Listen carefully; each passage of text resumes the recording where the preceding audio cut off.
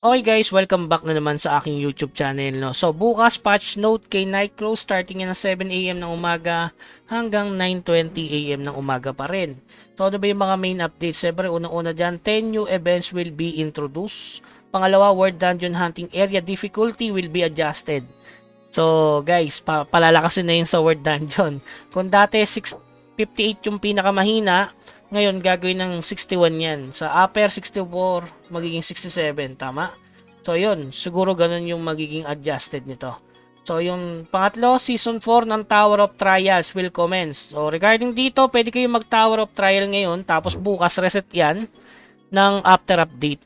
So, yung trial nyo na 5, diba? Katulad ko, ginamit ko na yung 5. So, mare-reset yan bukas. Pakita ko lang sa inyo, guys. Ayan.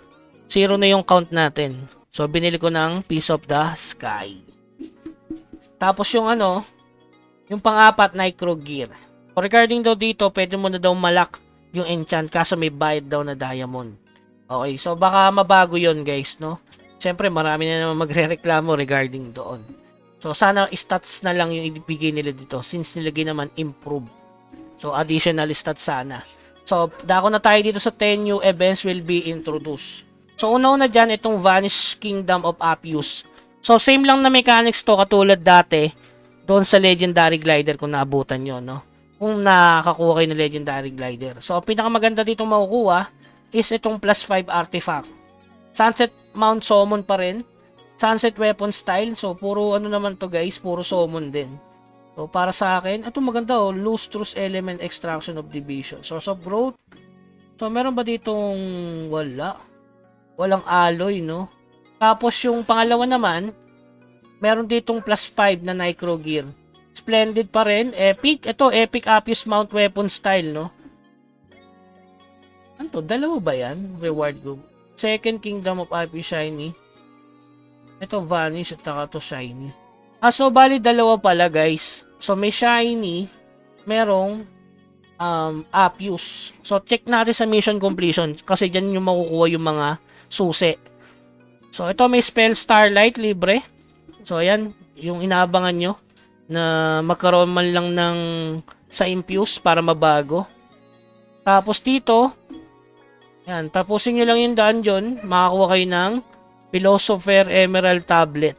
Ito pang lang to, yung pang load doon sa Alchemy. Tapos ito, Vanish Kingdom Treasure Keybound, ayan, times 4, times 12. Walang shiny. Tower of Trial, so Vanish Kingdom Treasure pa rin. Ito, Shiny Kingdom Treasure Key. Bound times 20. Nako, mahirap kunin. Ito, medyo madali. 7 piraso, guys. Sa Shiny Kingdom Treasure 7 times. Ayan. So, ibig sabihin, dalawa nga yung chest. Pang Shiny, tsaka Vanish Kingdom. Ito, medyo mahirap to eh.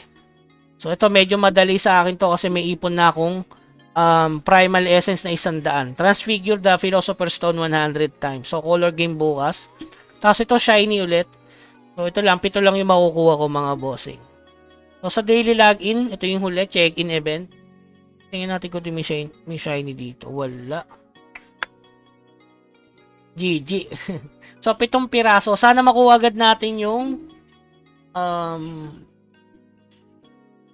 makuha sana natin agad to, no? 7 piraso lang eh. So, by chance lang siya, 2%. 30% yung Chaos Fragment. Pero okay na rin, pouch 2 eh. So, pwede na rin yan. So, wala na akong dyan, reklamo kasi libre lang naman. Wala bang kung saan makukuha?